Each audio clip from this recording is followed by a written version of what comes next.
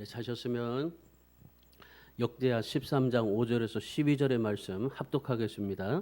이스라엘 하나님 여호와께서 소금 언약으로 이스라엘 나라를 영원히 다윗과 그의 자손에게 주신 것을 너희가 알 것 아니냐. 다윗의 아들 솔로몬의 신하 느밧의 아들 여로보암이 일어나 자기의 주를 배반하고 남봉꾼과 잡배가 모여 따름으로 스스로 강하게 되어 솔로몬의 아들 르호보암을 대적하였으나 그때에 르호보암이 여리고 마음이 연약하여 그들의 입을 능히 막지 못하였었느니라. 이제 너희가 또 다윗 자손의 손으로 다스리는 여호와의 나라를 대적하려 하는도다. 너희는 큰 무리요 또 여로보암이 너희를 위하여 신으로 만든 금송아지들이 너희와 함께 있도다. 너희가 아론 자손인 여호와의 제사장들과 너희 사람들을 쫓아내고 이방 백성의 풍속을 따라 제사장을 삼지 아니하였느냐. 누구를 막론하고 어린 수송아지 한 마리와 순양 7마리를 끌고 와서 장립을 받고자 하는 자마다 허무한 신들의 제사장이 될 수 있도다. 우리에게는 여호와께서 우리 하나님이 되시니 우리가 그를 배반하지 아니하였고 여호와를 섬기는 제사장들이 있으니 아론의 자손이요 또 레위 사람들이 수종들어 매일 아침 저녁으로 여호와 앞에 번제를 드리며 분향하며 또 깨끗함 상에 진설병을 놓고 또 금 등잔재가 있어 그 등에 저녁마다 불을 켜나니 우리는 우리 하나님 여호와의 계명을 지키나 너희는 그를 배반하였느니라. 하나님이 우리와 함께 하사 우리의 머리가 되시고 그의 제사장들도 우리와 함께하여 전쟁의 나팔을 불어 너희를 공격하느니라. 이스라엘 자손들아 너희 조상들의 하나님 여호와와 싸우지 말라. 너희가 형통하지 못하리라. 아멘. 지난 한 주간 동안 병원에 있을 때 스포츠 기사를 본 적이 있습니다. 이 제목이 뭐였냐면요, 강인한 아내와 함께 쓴 반전 드라마라는 기사였습니다. 우리나라 이 PGA 골프 선수의 김주영 선수에 대한 기사입니다.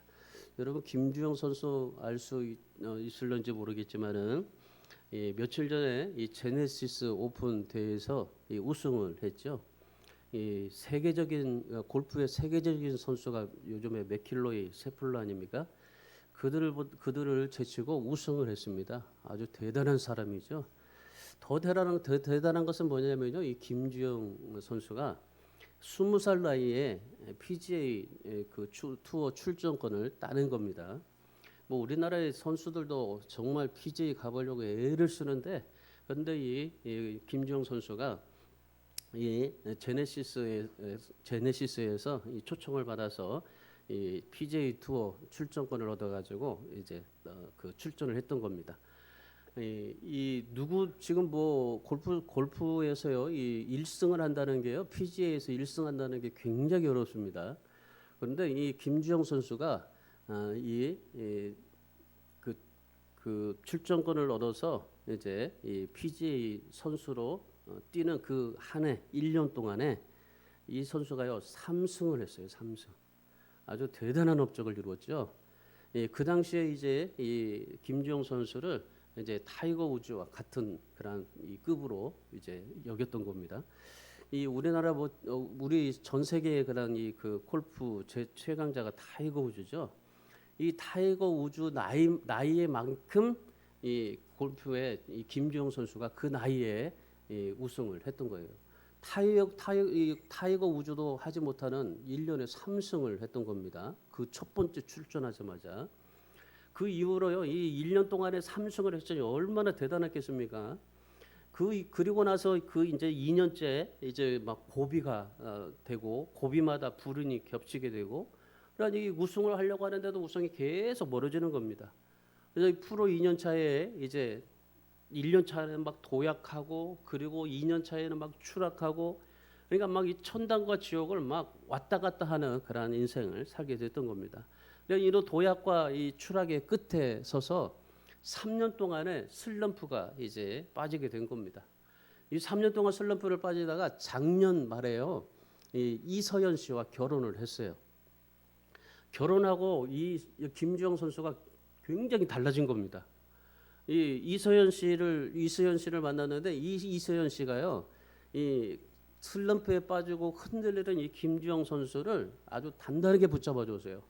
뭐 이서연 씨가 뭐 이 골프 선수도 아닙니다. 그냥 열심히 신앙생활하는 그런 크리스천입니다. 그런데 이서연 씨가 이 김주영 선수를 골프로 잡아준 게 아니라 신앙으로 단단하게 붙잡아 준 겁니다. 이서연 씨가 누구냐면요, 이 아버지가 누구냐면 베스트셀러였던 이 내려놓음이라는 책 있죠. 내려놓음 더 내려놓음 이제 그렇게 책을 썼던 그 저자 이용규 선교사님입니다. 이 이용규 선교사님은 대단했죠. 몽골에서 8년 선교하고 인도네시아에서 13년 선교하고, 그래서 그 선교하는 기간 동안에 우리의 신앙은 내려놓는 것이다. 그리고 더 내려놓는 것이다. 완전히 내려놓는 것이다. 그렇게 이제 선교를 하면서 이제 열심히 그렇게 또 이제 사역을 했죠. 그러니까 이 이용규 선교사님이 이제 그런 말을 했다고 합니다. 하나님은 자녀로 부른 모든 성도에게 고유한 약속을 줍니다. 그리고 하나님은 그 약속을 반드시 기필코 지키신다. 그래서 신앙이 식어지지 않도록 해라. 아마 이제 이 사유에게 이제 말했던 그런 조언했던 메시지 같은데, 이 추락의 끝에서요, 이 이서연 씨가 신앙으로 이 김주영 선수를 붙잡고, 그리고 이용규 선교사님이 그 하나님의 자녀는 반드시 하나님께서 반드시 약속을 지킨다. 이 김주영 선수가요, 이 PGA 투어 가서요, 그 뭐라고 했냐면요, 많이 미국에 돌아다니면서 신앙 간증하면서 나는 오직 하나님의 영광을 위해서 살겠다. 그렇게 단언했어요. 골프 선수가 되어서 하나님의 영광을 위해서 그 골프의 필드 위에서 하나님의 영광을 드러내겠다. 그렇게 하면서 그렇게 하기로 이 PGA 출전했던 거고, 그리고 미국의 수많은 교회를 다니면서 그때 간증을 했던 겁니다. 이 3승을 하니까 1년에 3승을 하니까 얼마나 미국의 많은 교회에서 간증하라고 불렀겠어요. 간증하는 것마다 그렇게 얘기를 한 겁니다. 그러니까 이 그 김주영 선수가 그런 하나님의 영광을 위해서 살겠다고 하는 것들이 그러니 그런 이 삼승에 대한 끌어오르는 그런 이 열망 때문에 식어져 버렸던 거예요. 그래가지고 그런 이 추락의 끝에서 이용규 선교사님이 신앙은 절대로 식어지지 않게 하는 게 중요한 것이다. 그러면서 다시 신앙으로 다시 불타서 챔피언으로 성공할 수 있었던 이유가 바로 리턴입니다. 리턴. 그러니까 항상, 그리고 우리로 말하면 유턴이죠, 유턴. 그러니까 항상 하나님께로 리턴했던 겁니다. 하나님께로 다시 돌아간 겁니다. 그러니까 이 김주영 선수가 한때 정말 그 영광과 그런 이 상금 뭐 여러 가지로 굉장히 그 PGA에서 타이거 우즈보다 더 나은 사람이다라고 그렇게 칭찬했을 때, 그때 이 김주영 선수가 얼마나 자만에 빠졌겠어요. 그리고 많은 교회를 다니면서 얼마나 교만해졌겠습니까? 그러다가 이 3년 동안 슬럼프 빠지고, 그리고 나서 이서연 씨가 신앙으로 다시 붙잡아주고, 이용규 선교사님이 그에게 이제 다시금 리턴할 수 있도록 만들어 줌으로 인해서 다시 챔피언이 될 수가 있었던 겁니다. 이 김주영 씨는 모태신앙이죠. 이 PGA에서 정말 데뷔 1년 만에 3승을 해서 얼마나 대단했겠어요. 세상의 것들이 얼마나 많이 왔겠어요. 그리고 하나님께로 다시 돌아가니까 그가 이런 간증을 했어요. 내가 이렇게 이게 반전의 드라마를 쓸 수 있었던 것은 어떤 상황 속에서도 하나님 앞에 감사하고 영광을 위해서 살겠다고 하는 그러한 다짐이었습니다.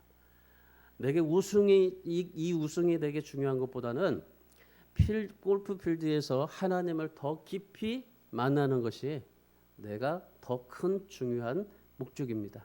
그래서 이제는 이제 아내와 더불어서 신앙이 식어지지 않게 늘 하나님의 영광을 위해서 살겠습니다. 그런 고백을 했습니다. 여러분, 우리 인생을 살아가는 길에서도 마찬가지입니다. 여러분, 얼마나 우리가 뭐 똑똑하냐 무식하냐, 여러분 이게 중요하지 않아요. 내가 가지고 있는 것이 얼마나 많으냐 적으냐 이것도 사실 우리에게 중요하지 않습니다. 우리가 인생을 바르게 살아가려면은 우리에게는요 바른 선택을 해야 돼요. 참된 행복을 경험하게 되려면은 참된 선택을 해야 됩니다. 어떤 선택이에요? 리턴이에요. 돌아가야 됩니다. 항상 우리도 마찬가지입니다. 우리도 너 김주영 씨와 무슨 뭐 다를 게 뭐가 있겠습니까? 우리는 오히려 김주영 씨보다도 더 10년, 20년, 30년, 50년을 더 많이 신앙생활한 사람들인데 그러면 산전수전, 공중전까지 다 겪어진 사람들인데 그런데 뭐가 우리 뭐 김주영 씨보다 뭐가 부족할 게 있어요? 근데 김주영 씨가 돌아갔던 이유가 뭡니까? 하나님의 영광을 위해서입니다. 하나님 앞에 정말 바른 선택을 하기 위해서 돌아간 겁니다. 여러분 우리 삶에는요 항상 이 선택이 있어야 돼요. 천국에 가야 되느냐 지옥에 가야 되느냐. 우리에게 항상 두 가지 선택이 있습니다. 뭐 중간에서 어중간하게 살아간다는데 천국에서는요 하나님의 나라에서 중간이 없습니다. 그래서 요한계시록에 뭐예요? 차든지 덥든지 하라고 하잖아요. 미지근하게 살지 말라고 하잖아요. 하나님께서는 미지근하게 살아가는 거는 토해 버리신다고 그랬어요. 그래요, 여러분. 그러니까 차갑게 살든지 그 뜨겁게 살든지 그래야 돼요. 그러니까 우리에게는 항상 이 두 가지 선택밖에 없어요. 하나님을 향해서 달리는 그런 길, 아니면 하나님을 등지고 배반하고 하나님을 업신여기고 살아가는 길, 이 두 가지밖에 없어요, 사실. 뭐 누구나 뭐 하나님을 믿는데 하나님을 등지고 배반할 사람이 어디 있겠습니까? 그냥 잠시 잊어버리게 된 거죠. 내 삶 때문에, 내 인생 때문에 하나님을 잊어버리게 된 거죠. 여러분은 어떤 선택을 하고 지금 살아가고 있는지를 한번 생각해 보십시오. 오늘 본문의 말씀해 보시면은 여로보암이 이스라엘의 북왕국이 됩니다. 초대 왕국이 됩니다. 하나님께서 이 다윗을 통해서 통일 왕국을 이루게 하시고 그리고 솔로몬에게 왕권을 줬어요. 근데 솔로몬이 하나님을 배반하고 하나님을 등지고 살다가 결국에 자식들에 의해서 나라가 나눠지게 되어 버렸습니다. 그래서 여로보암과 르호보암이 이제 나눠지게 되는데 자, 여로보암은요 북왕국의 초대 왕이 됩니다. 이스라엘 왕국을 건설해 나가는 과정 속에서 신앙이 식어지면 어떻게 되어진다는 것을 오늘 본문의 말씀 속에서 우리에게 말씀해 주고 있습니다. 여로보암이 왕이 되고 나서요 예브라임의 지경에 세겜 땅을 사가지고 거기를 수도로 만들었습니다. 그리고 야곱이 천사와 씨름했던 곳이 어디입니까? 분이엘입니다. 분이엘. 그 분이엘에다가 든든한 요새도 건설을 했습니다. 그러니까 지금 남쪽에 있는 유다, 이 남쪽에 있는 유다보다도 이 북쪽에 있는 이 북왕국의 그런 초대 왕이었던 여로보암이 더 많은 이 그 성을 건설을 했던 겁니다. 그럼에도 불구하고요 여로보암의 마음이 늘 불안했어요. 왜 불안했냐면은 5절 6절의 말씀에 기록되고 있는데 자 5절 6절의 말씀에 보시면요 하나님께서 다윗과 소금 언약으로 맺었던 나라가 있습니다. 그게 이스라엘입니다. 하나님께서 이스라엘을 하나님께서 지켜주시겠다고 영원히 지켜주시겠다고 약속한 겁니다. 그 하나님과 다윗과 맺은 언약으로 세워진 그 성전이 어디에 있냐면요 지금 남쪽 유다의 예루살렘에 있습니다. 그러니까 지금 그 북쪽과 남쪽으로 나눠졌는데 남쪽에 그 하나님께서 약속하신 다윗과 약속하신 성전이 남쪽 예루살렘에 있었던 겁니다. 그러니까 우리나라에 있는 거예요. 우리나라에 지금 북한에 있지 않고 우리나라에 있는 거예요. 그러니까 북쪽에 이제 나라를 다스리게 되었던 여로보암이 좀 불안해졌어요. 불안해서 뭐가 불안했냐면은 혹시라도 이 이스라엘 백성들이 남쪽의 유다에 있는 예루살렘 성전으로 제사하러 갔다가 마음이 변해가지고 르호보암에게 돌아가면 어떻게 될까라는 그런 걱정이었었어요. 그러니까 이 르호보암 그 여로보암은요 항상 모든 걸 하나님께서 주셨고 하나님께서 성을 만들게 하시고 모든 것을 다 왕성하게 하셨는데도 불구하고 그런데 이 여로보암에게는요 그 늘 불안한 게 있어요. 이 남쪽에 가가지고 그 예루살렘 성전에 제사로 가서 이스라엘 백성들은 항상 1년에 2번씩 제사로 가잖아요. 모두가 지금도 보세요. 지금도 이스라엘, 이란, 이라크 그쪽에 중동 지방에 보세요. 그쪽에 정말 그 6월절이 되면요 어마어마한 사람들이 가잖아요. 그리고 거기서 엄청난 사람들이 깔려 죽잖아요. 그러니까 그 이스라엘 백성들이 늘 성전에 제사로 가는데 그 성전이 예루살렘 성전이 남쪽에 있었기 때문에 갔다가 혹시 마음이 변해서 그쪽으로 갈까 생각했던 겁니다. 르호보암에게 마음이 돌아가면 어떨까? 여러분 참 그 당시도 그랬지만 오늘날 시대도 마찬가지입니다. 성전은요 굉장히 중요한 역할을 합니다. 여러분 교회가요 한국 교회가 많이 있습니다. 여러 사람들이 한국 교회가 왜 이렇게 많은가? 아니 한두 명밖에 없는 교회들이 왜 이렇게 많은가라고 생각하는데요. 여러분 그렇게 여기지 마세요. 그렇게 생각하지 마세요. 한두 명이 있는 교회라 할지라도 하나님께서요 그 성전을 중요하게 여기십니다. 한 생명이라도요 정말 구원받을 수 있게 한다면은 하나님께서는 그 성전을 통해서 역사하십니다. 한국 교회 뭐 그렇게 십자가가 많은가라고 생각하죠. 십자가가 많다고 생각하는 것은 하나님에 대한 불신입니다. 여러분 교회는요 한국교회는 십자가가 많아져야 됩니다. 경찰서가 많아져야 됩니까? 교회가 많아져야 됩니다. 교회가 많아져서 교회가 바른 역할을 하고 하나님의 성전으로서의 역할을 감당하기만 한다면은 김구 선생이 말한 대로 경찰서 100개를 짓느니 교회를 1개 짓겠다고 한 게 그게 맞는 말입니다. 그러니까 교회에 정말 목사들이 중요한 그런 역할을 감당해야 되지만은 그러나 그럼에도 불구하고 성전은 하나님께서 중요하게 역할을 감당하게 하셨어요. 왜 성전에서 뭐 있습니까? 단 한 명이 모여도 거기에는 뭐가 있어요? 예배가 있어요. 단 한 명이 모여도 거기에는 뭐가 있어요? 기도가 있어요. 제사가 있어요. 단 한 명이 모여도 거기에는 뭐가 있어요? 하나님의 축복이 있어요.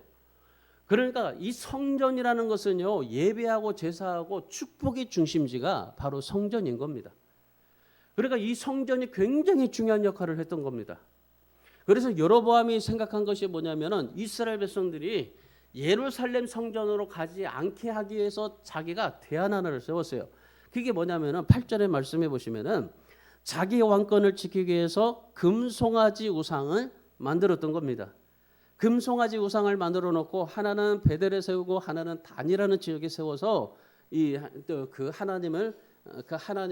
하나님 앞에 이제 하나님을 등지고 하나님을 배반하고 하나님을 믿는 신앙이 아니라 그 금송아지를 믿는 신앙으로 여기게 됐던 거예요. 금송아지 여러분 잘 아시죠? 이 출애굽했을 때 그 모세가 식비용 받으러 갔을 때 안아가지고 아론이 그 금송아지를 만들어서 이것이 우리를 애굽에서 인도해낸 신이다. 그래서 금송아지 만들지 않았어요? 그러니까 이 남쪽에는 예루살렘이 있으니까 이 그 여로보암이 생각한 건 뭐냐면요, 이 북쪽에다가 금송아지 단을 2개를 딱 세워놓고 그러니까 이 그 인천하고 한 저기 강원도 쪽에 딱 2개 세워놓고 거기를 가라는 거예요. 밑에 내려가지 말고 이것이 하나님께서 우리를 인도해낸 신이다. 그래서 거기를 섬기게 했던 겁니다. 결국 여로보암이 그 금송아지를 만들어 놓고 그 금송아지로 인해서요 주전 722년에 아수르에 의해서 이스라엘이 망하게 되는 겁니다.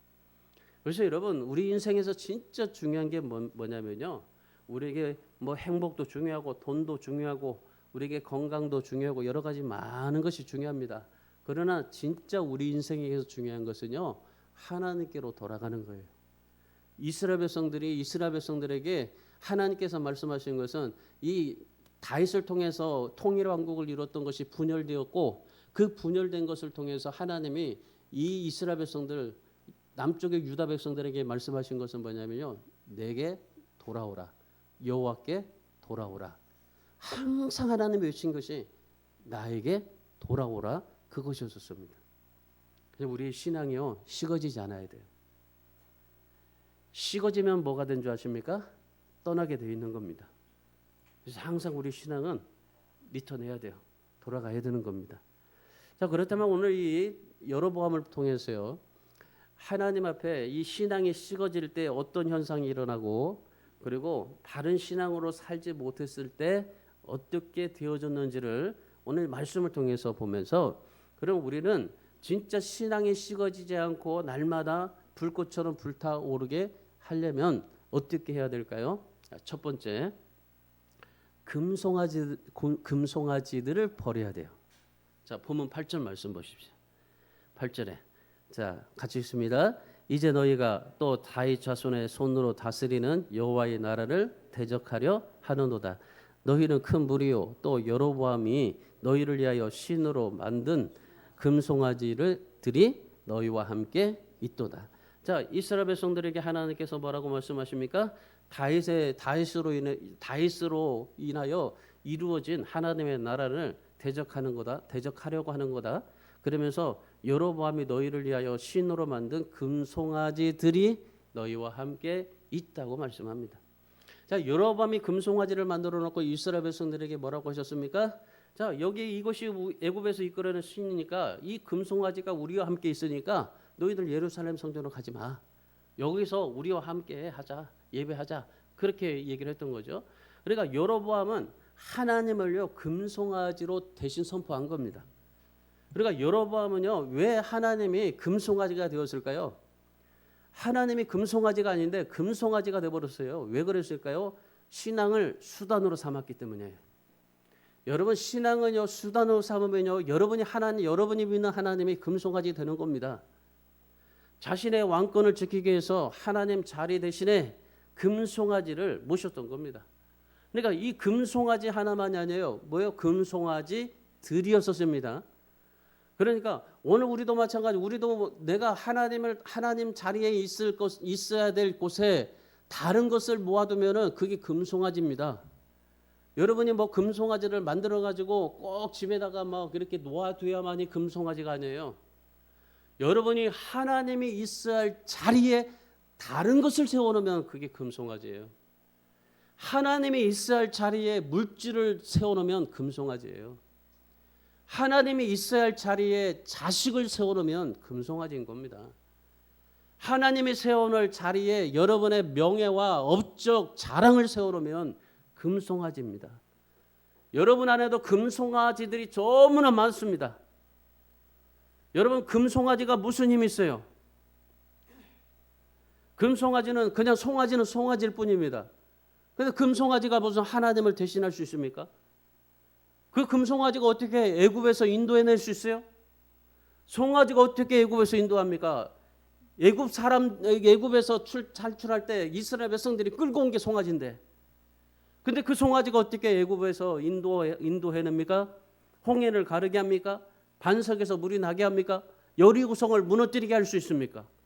금송아지는 절대 그렇게 할 수가 없어요. 여러분이 하나님 대신에 세우는 그 금송아지가 절대 여러분을 어떻게 할 수가 없는 거예요. 하나님은 하나님 자체로 목적이 되어야 되는 겁니다. 하나님은 하나님이에요. 하나님이 금송아지 될 수가 없는 거예요. 하나님을요 여러분 수단으로 생각하지 마세요. 절대로 여러분 자신의 목적으로 사용할 수 있는 분이 절대 아닙니다. 하나님은 우리의 인생의 최고가 되어야 되고 최고의 가치가 되어야 되는 겁니다. 우리의 모든 것이 다 하나님이 되어야 되는 거예요. 여러분 자신의 모든 것들이 다 하나님이 될 수밖에 없어야 돼요. 하나님의 목적에 맞지 않으면요 결코 성공, 행복, 여러분 이게 결코 우리에게서 만족할 수가 없는 거예요. 오히려 보세요. 오늘 여로보암처럼 불행이 되잖아요. 하나님께서 이 여로보암을 왕으로 세워주셨고, 그리고 성을 건설하게 해주셨고, 그리고 하나님께서 모든 것을 다 이루어 주셨는데, 그런데 거기에다가 금송아지를 만들어 놓고 하나님을 섬기자. 그러니 어떻게 됐어요? 결코 하나님을 섬기지만은 하나님의 목적이 아니라 금송아지가 목적이 되니까 불행하게 되지 않습니까? 하나님을 내 자신의 성공을 위한 수단으로 사용하지 마세요. 여로보암 같이 변질될 수 있습니다. 우리 신앙은요 변질되는 게 중요한 거예요. 어떻게 변질이 되느냐, 이게 진짜 우리가 정말 소중하게 여겨야 되는 거예요. 변질되지 말아야 되는 거예요. 신앙은. 한참 이 트롯 가수로 유명세를 탔던 이 김호중 씨 아시죠? 김호중 씨. 작년에 이 재작년이죠. 음주운전하고 이 뺑소니를 쳐서 그래가지고 2년 6개월 선고를 받았죠. 그리고 나서 감옥에 갔습니다. 이 김호중 씨는 뭐 독실한 기독교 신자예요. 그렇게 기독교 신자였는데도 불구하고 굉장히 그때 사회적으로 지탄받고 욕을 많이 먹었죠. 교회 다닌다고 해서.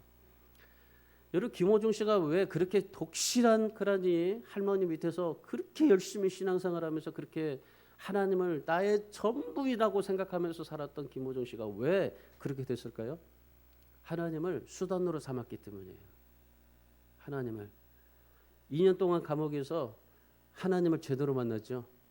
그리고 가석방이 됐습니다. 5개월 전에 2년 1개월 살고 가석방이 됐습니다. 저번 달에 출소를 했습니다. 하나님께로 다시 유턴하고 노래를 지었어요. 다시 빛으로 살겠다고 고백하면서 신곡을 발표를 했습니다. 이제 내 인생에 하나님이 나의 목적이고 이제는 하나님의 영광을 위해서 하나님을 위해서 살겠습니다. 하나님 자리에 다른 그러한 금송아지들을 모셔두지 않겠습니다. 이제 한번 좀 두고 봐야 되겠죠? 우리 사랑하는 여러분, 여러분 지금까지 예수님 믿으면서 하나님보다도 더 의지했던 하나님 자리에 올려놓았던 금송아지들 생각해 보시고 좀 버리실 수 있기를 바랍니다. 나에게 정말 내가 하나님보다 더 믿었던 것들, 나에게 얼마나 손해가 되느냐, 축복이 없느냐 계산하지고 따지지도 마세요. 그냥 하나님은요 하나님 자체해야 돼요. 그냥 하나님 자체, 살아계신 하나님 자체해야 돼요. 하나님이 어떤 분인가? 하나님이 어떤가? 하나님이 어떻게 하실까? 계산하지 마세요. 왜 하나님은 나에게 그럴까? 따지지 마세요. 하나님은 하나님 자체해야 돼요. 그래서 우리 인생의 목적이 하나님의, 그래서 하나님의 은혜가 감격스럽고 하나님의 사랑이 너무나 감사하고 하나님이 나에게 베풀어 주신 그런 모든 은총이 너무나 감격스럽고 내 거 다 빼앗아 간다 할지라도 내 인생의 모든 최고의 가치는 하나님입니다. 하나님입니다. 그런 하나님을 생각하고 여러분 금송아지들을 좀 많이 버리십시오. 버리고 다 버려서 천국 갈 수 있기를 주님의 이름으로 축원합니다. 두 번째는 예배를 더 소중히 여기셔야 됩니다. 9절 말씀 보십시오. 9절. 너희가 아론 자손인 여호와의 제사장들과 내 사람들을 쫓아내고 이방 백성들의 풍속을 따라 제사장을 삼았다고 그럽니다. 하나님의 말씀에 의하면요, 하나님의 성전을 섬기는 제사장은 레위 지파에서 뽑아서 세웠습니다. 근데 이 여로보암은요 레위 지파에서 뽑는 게 아니고 오히려 레위 지파를 다 쫓아내 버립니다. 제사장들을 또 다 쫓아내 버립니다. 지금까지 세워놨던 제사장들 쫓아내 버리고 레위 지파들도 다 쫓아내 버리고 거기다가 거기에 뭐가 합니까? 이방 백성들의 풍속을 따라 제사장을 삼아 버리게 되는 겁니다. 이 여로보암이 어떻게 이렇게 됐을까요? 이렇게 변질이 될까요? 그렇게 하나님을 잘 섬겼고 하나님이 왕까지 세워놨는데 왕이 되고 나니까 이제 하나님이 필요 없다는 식으로 이렇게 변질이 돼버렸죠. 김주영 씨가 그랬잖아요. 내가 PGA 1년 만에 3승을 하니까 다른 것이 필요 없다고 생각이 되어져 버렸잖아요. 그러다가 3년의 그런 슬럼프를 겪고 그리고 나서 리턴해서 하나님께로 돌아가서 다시금 우승하게 되었는데 여로보암이 그러니 하나님의 성전을 섬기는 제사장들 쫓아내버리고 레위 지파도 다 쫓아내버리고 거기다가 이방의 세상적인 풍속에 따라서 제사장을 세워버리고 이 예배를 드리는 제사장을 왜 아무나 시켰어요? 하나님께 드리는 거룩한 제사 마음대로 시켰어요. 한마디로 하나님의 예배를 멸시했던 겁니다. 그 결과 어떻게 됐을까요? 제사장들과 모든 레위 지파의 사람들이 남쪽 유다로 내려가 버렸어요. 그래서 북쪽에는 뭐가 이제 없어요? 예배하는 제사장들이 없어요. 레위 지파가 없어요. 여러분 설교 중요하죠. 설교가 중요한데요. 여러분 뭐 집사도 설교하고 장로도 설교하고 다 설교해야 된다고 생각하지만 아닙니다. 하나님께서는 반드시 거기에 맞는 이 교역자들을 세웠어요. 목사를 세웠고 강도사를 세우고 전도사를 세웠어요. 그러니까 전도사들도 강단에 못 올라와요. 왜? 강도권이었기 때문에 그래요. 강도사가 되어야만이 강도권이 있어요. 그래서 이 말씀을 전할 수 있는 그런 것이 되는 겁니다. 여러분 지금 옛날같이 말하면요 우리나라도 너무나 지금 세속화돼 버린 거예요. 전사들에게 다 저기 말씀 전하게 하고 부장들한테 말씀 전하게 하고 있잖아요. 그 당시에는요 뭐 있었어요? 제사장들, 레위지파 사람들의 제사장들만 이 하나님의 예배하는 그런 예배 인도자가 되었던 겁니다. 여러분 그로 인해서 어떻게 됐어요? 북쪽에는 예배하는 사람이 없어요. 레위지파가 없어요. 여러분 지금 북한 보세요. 6.25 전쟁 때 목사들을 모조리 다 죽여버렸잖아요. 그러니까 그 목사들이 그 목숨을 피해서 어디로 내려왔어요? 이 남한으로 내려왔잖아요. 그러니까 이 북한에는 뭐가 없어요? 목사들이 없어요. 예배하는 제사장이 없어요. 예배하는 제사장이 없으니까 어떻게 될까요? 지금 북한이 뭐 핵을 가지고 뭐 한다 하지만은 하나님께서 손 하나만 깍닥거리면 북한 끝나는 거예요. 하나님께서 왜 북한을 남겨두세요? 우리가 지금 기도하라고 하나님께서 남겨주시는 거예요. 왜 통일이 이루어지지 않을까요? 우리가 지금 기도하라고 하는 거예요. 이 남한에 있는 백성들이 지금 얼마나 기도 안 합니까? 이제 통일이 이제 안 될 거라고 기도를 포기해 버리잖아요. 기도는 안 하고 지금 우리가 뭐 하나님의 그런 영광이었던 그런 이 예배 그런 것을 지금 포기하고 뭐만 해요? 전부 다 데모만 하고 막 그러잖아요. 지금 우리나라 막 저기 정치적으로 숙청하고. 여러분 아무리 군사력을 많이 갖추고 남쪽보다도 성을 많이 쌓았다 할지라도 제사장이 없는 나라, 예배가 없는 나라 결국 망하게 되는 겁니다. 여러분 기억하시죠? 교회는요 말씀이 있어야 되는 거예요. 말씀 없으면 결국 망하게 될 수밖에 없는 겁니다. 교회는 하나님의 말씀이 있어야 되는 거예요. 예배가 있어야 되는 거예요. 그래서 여러분 하나님 앞에 신앙이 썩어지지 않게 하나님을 배반하지 않고 정말 하나님을 등을 돌리지 않고 하나님 앞에 진짜 하나님을 하나님으로 여기고 살아가려면은 예배를 멸시하지 마세요. 예배가 멈춰지면요 영적 구심점이 깨어지게 돼 있어요. 요즘 우리 한국 교회 보세요. 한국 교회 예배가 사라지고 있잖아요. 우리도 저도 그래서 이제 새벽 예배 다시 하려고 하는데 여러분 예배가 사라지면 안 돼요. 지금 뭐 다 새벽 예배 안 하고 뭐 수예배도 그냥 오전 예배 드리고 금요일 날 예배도 안 드리고 그래서 수요일 날 금요일 날 두 번 예배 드리니까 목요일 날로 그냥 중간에 한번 딱 예배 드려버리게 되고 뭐 지금 한국 교회가 지금 이런 상황이 되어져 버렸습니다. 여러분 예배가 우리에게 없으면요 우리 하나님의 생명을 공급받지 못하게 돼요. 그래서 결국 흐트러지게 돼 있어요. 그래서 여러분 성전에 나와서 하나님 앞에 예배를 통해서 그 하나님의 생명을 붙잡는 겁니다. 왜 여러분들이 여기서 나와서 예배합니까?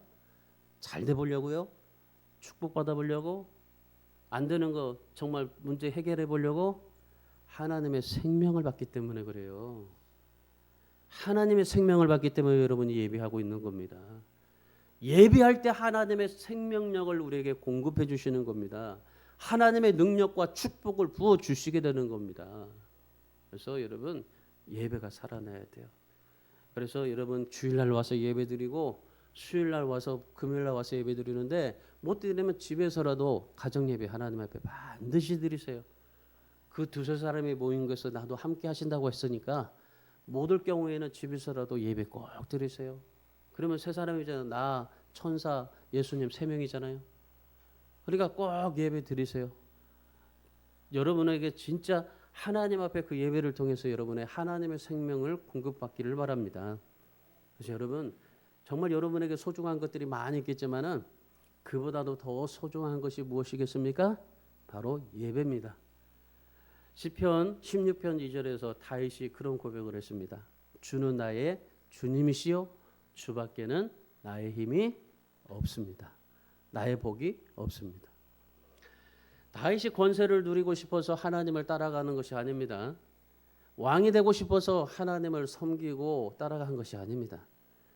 하나님이 나에게 없으면 그 어떤 것도 나에게는 인생의 의미가 없고 하나님이 그 자체를 바라보고 하나님 앞에 예배하며 살아가겠다라고 인생 자체를 모든 것을 맡겨두고 따랐던 사람이 바로 다윗입니다.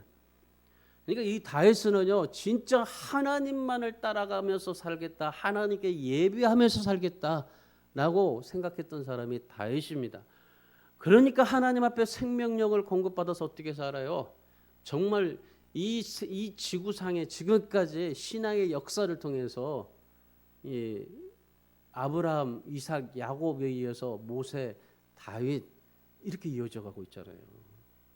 그리고 예수님, 바울. 여러분 다니엘의 세 친구를 보시겠습니까? 느부갓네살 왕이 금신상을 만들었습니다. 엄청나게 큰 금신상을 만들어 놓고 거기다가 절을 하라고 했습니다. 경배하라고 그랬어요. 근데 이 다니엘의 세 친구는 절하지 않았습니다. 결국 풀무불 용광로에 들어갔습니다. 용광로에서 다니엘의 세 친구가 그렇게 고백했습니다. 그렇게 아니하실지라도 하나님만이 나의 전부이십니다. 그랬더니 머리털 하나 상하지 않게 하나님께서 살려주셨던 것입니다. 우리 사랑하는 성도 여러분, 여러분 신앙생활하면서 힘들죠? 사람들에게 고통받죠? 언제나 주님이 주님밖에 나의 복이 없다라고 그렇게 고백하시면서 여러분이 예배를 더 소중히 여기시고 그 예배를 통해서 하나님의 생명력을 공급받아 능력 있는 삶을 신앙생활하시기를 주님의 이름으로 축원합니다. 마지막 세 번째는 신앙의 불을 켜야 됩니다. 신앙은요 불을 켜는 거예요. 신앙생활을 잘한다고 생각하는데요. 어떻게 잘하느냐가 아니에요. 신앙은요 불을 켜야 돼요. 11절 말씀 보세요. 11절.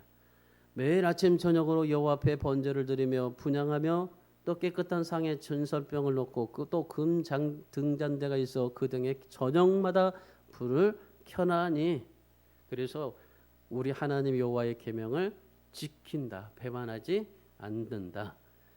여기에 여로보암이 번제를 드리고 분향을 했는데 하나님의 계명과 비슷하게 만들었습니다. 그런데 여로보암은 뭐 했다는 거예요?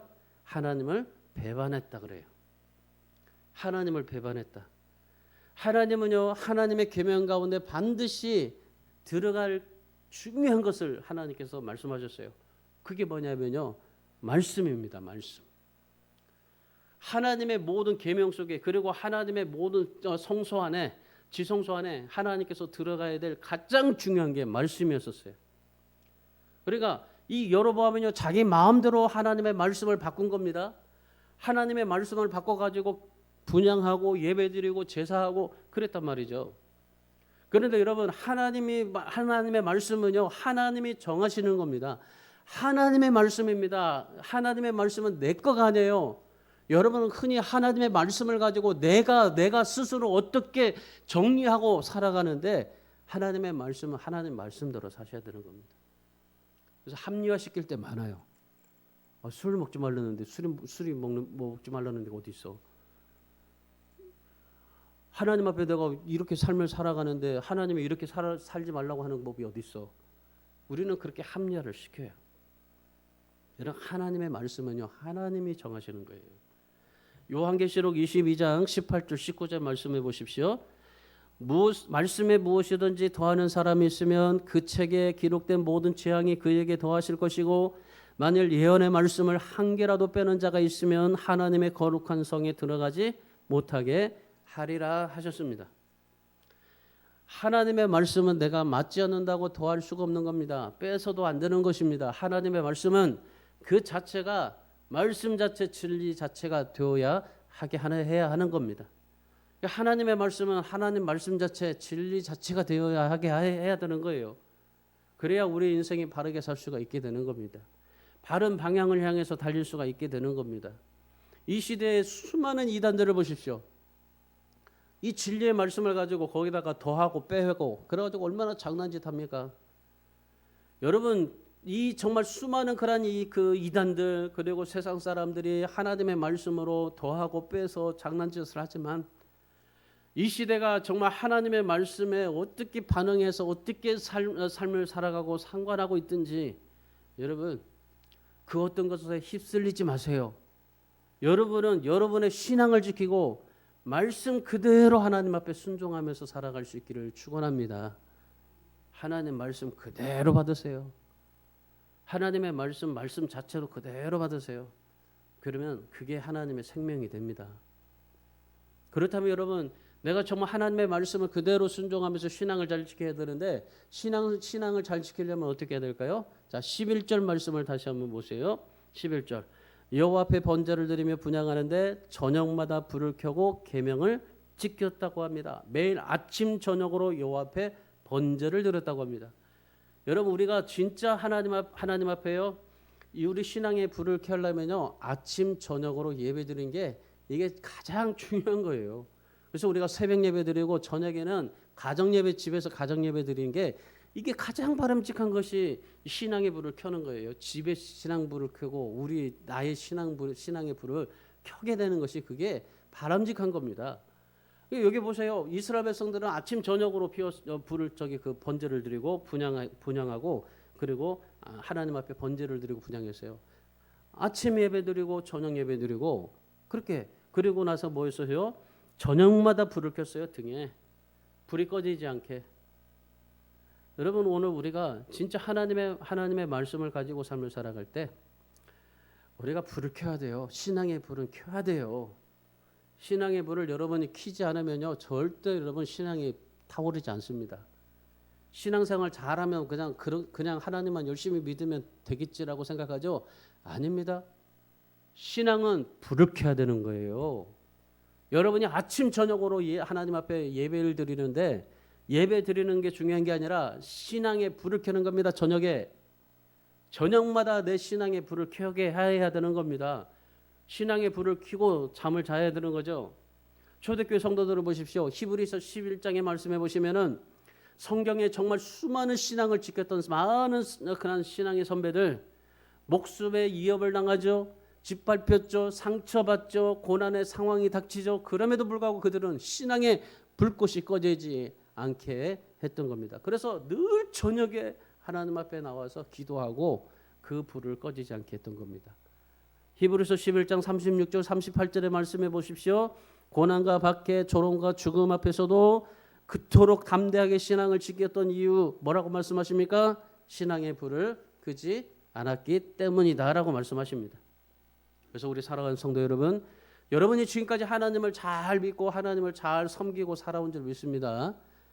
그런데요, 나도 모르게 신앙의 불을 끄고 다닐 때가 많다는 것을 기억하십시오. 신앙의 불 끄지 마세요. 어디를 가든지 무엇을 하든지 늘 신앙의 불을 끄지 마세요. 나는 그리스도인입니다 라고 그렇게 이마에다가 붙이고 다니셔야 돼요. 그게 여러분의 신앙의 불을 끄지 않는 겁니다. 어디를 가든지 무엇을 하든지 하나님의 절대적인 가치임을 알면서도 하나님을 절대적으로 존재를 인정하지 않고 살아가는 사람들 많습니다. 내 마음대로 살아갈 때가 참 많습니다. 여러분 신앙의 불을 켜세요. 늘 오늘만 켜고 내일은 그냥 좀 죽이자 하지 마시고 매일매일마다 신앙의 불을 켜십시오. 그래서 정말 여러분 신앙은 불을 켜는 거지 신앙생활 어떻게 잘한다? 아니에요. 신앙의 불을 킨다는 건 뭐예요? 열심을 내는 거예요. 더 열심을 내는 겁니다.